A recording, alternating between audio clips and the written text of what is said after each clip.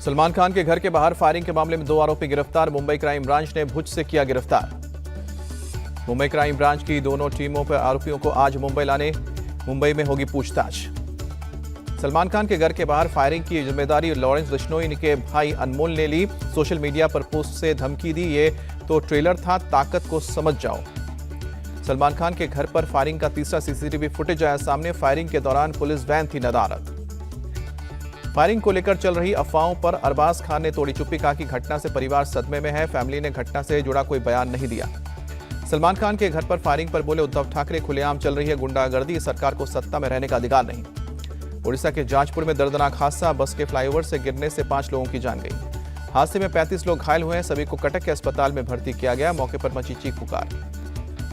खबर मिलते ही मौके पर चलाया गया राहत और बचाव का काम। बस में करीब 47 यात्री सवार थे। हादसे का शिकार हुई बस पुरी से पश्चिम बंगाल के हल्दिया जा रही थी। पूरे मामले की जांच में जुटी है पुलिस। पीएम मोदी आज बिहार और बंगाल में भरेंगे हुंकार। बिहार के गया में सुबह 10 से लेकर चुनावी सभाओं की शुरुआत होगी। पीएम मोदी गया में एनडीए उम्मीदवार जीतन राम मांझी के लिए वोट की अपील करेंगे और आरजेडी के कुमार सर्वजीत से है मुकाबला। गया के बाद दोपहर 12:30 बजे प्रधानमंत्री मोदी की पूर्णिया में रैली होगी। जेडीयू के संतोष कुशवाहा का आरजेडी की बीमा भारती से है निर्दलीय उम्मीदवार पप्पू यादव से त्रिकोणीय मुकाबला।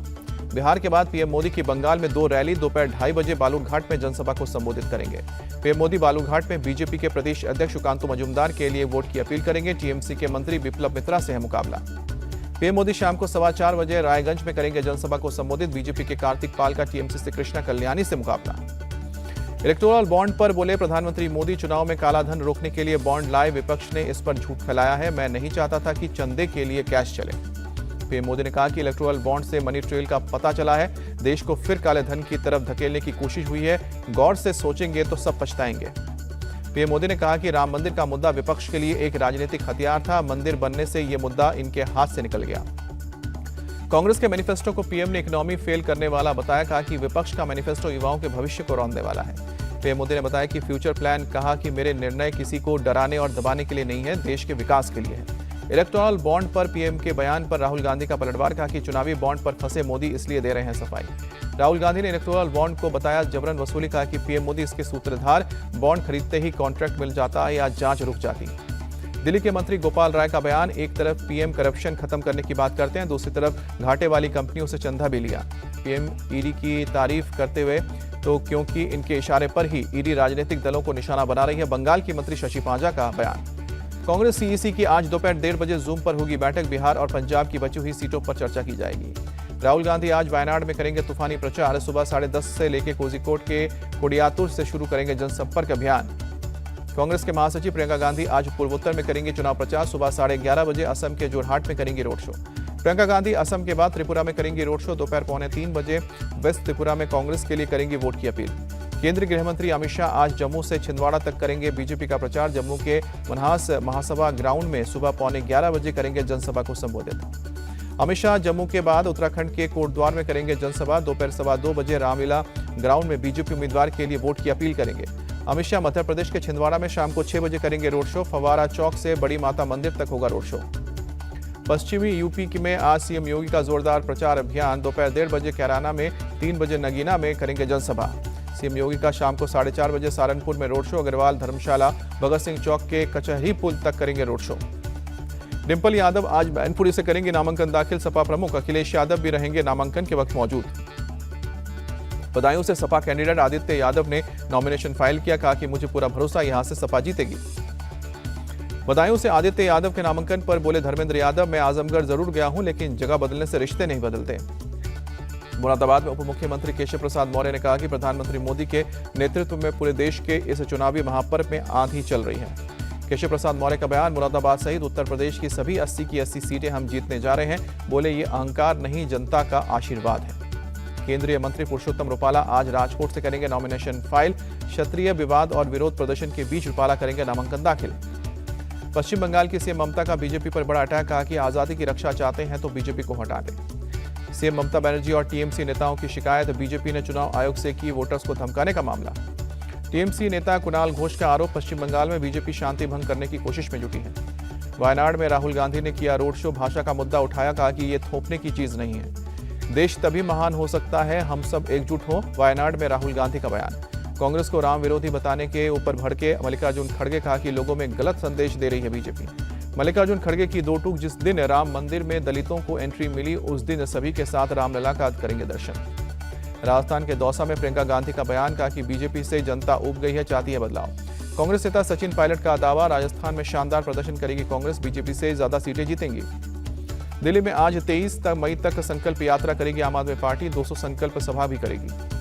कन्हैया कुमार को टिकट देने पर कांग्रेस पर बरसी बीजेपी, वीरेंद्र सचदेवा बोले कांग्रेस का असली चेहरा सामने आया।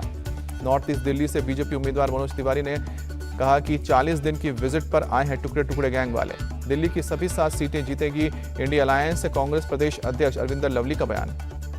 बिहार में सीएम योगी ने यूपी की कानून व्यवस्था की तारीफ की, कहा कि उत्तर प्रदेश में गुंडों का इलाज हो रहा है, माफिया जान की भीख मांगते हैं। हम घोषणा पत्र जारी नहीं करते हैं, काम करने में विश्वास रखते। मुरादाबाद में मायावती का निशाना। अखिलेश यादव का पलटवार, कहा कि मायावती वोट के लिए किसी के साथ गठबंधन कर सकती है। मुजफ्फरनगर में अखिलेश यादव की जनसभा, कहा कि किसान नौजवान इंडिया अलायंस के साथ, इस बार बीजेपी का होगा सफाया। उद्धव ठाकरे ने मुस्लिम समाज के लोगों के साथ की बैठक, कहा कि पहले जो हुआ उसे भूल जाएं, देश और संविधान को बचाने के लिए साथ आएं। पुडुचेरी को राज्य का दर्जा दिलाने के लिए प्रतिबद्ध, कांग्रेस अध्यक्ष मल्लिकार्जुन खड़गे का बयान। कांग्रेस नेता पवन खेड़ा ने साधा निशाना, कहा कि मोदी वॉशिंग पाउडर जिस नेता ने ठुकराया वो जेल चला गया।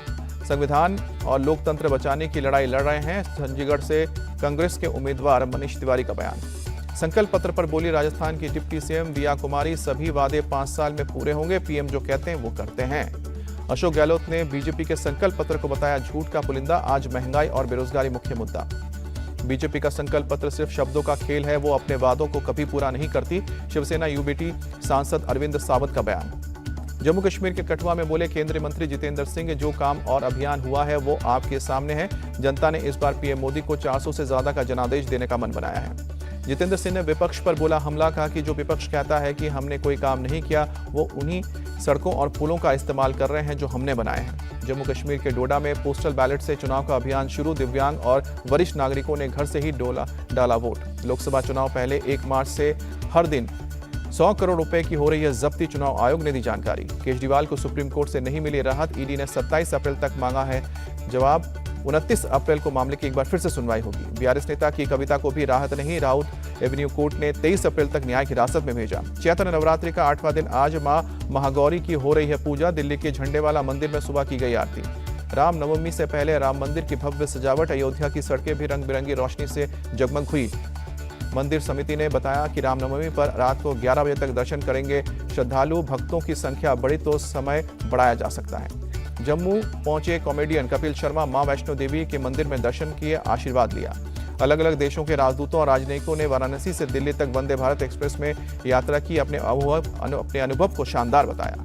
जून से सितंबर के बीच हो सकती है सामान्य से अधिक वर्षा, मौसम विभाग ने जताया है अनुमान। जम्मू कश्मीर के सोनमर्ग में ताजा बर्फबारी, चारों तरफ दिखी बर्फ की सफेद चादर। आईपीएल में आज राजस्थान रॉयल्स और कोलकाता नाइट राइडर्स के बीच टक्कर, कोलकाता के ईडन गार्डन्स में आमने सामने की होंगी टक्कर, शाम को 7:30 बजे मैच। सनराइजर्स हैदराबाद ने आईपीएल में सबसे बड़े स्कोर के अपने रिकॉर्ड को तोड़ा, रॉयल चैलेंजर्स बेंगलुरु के खिलाफ 3 विकेट पर 287 रन बनाए। आईपीएल में एक मैच में सबसे ज्यादा रन का रिकॉर्ड बना, बेंगलुरु और हैदराबाद ने टोटल 549 रन बनाए। आईपीएल में एक पारी में सबसे ज्यादा 22 सिक्स का रिकॉर्ड सनराइजर्स के नाम, एक मैच में दोनों टीम ने मिलकर 38 सिक्स लगाए। सनराइजर्स हैदराबाद ने रचा इतिहास, आईपीएल में 2 बार 250 से ज्यादा रन बनाने वाली पहली टीम।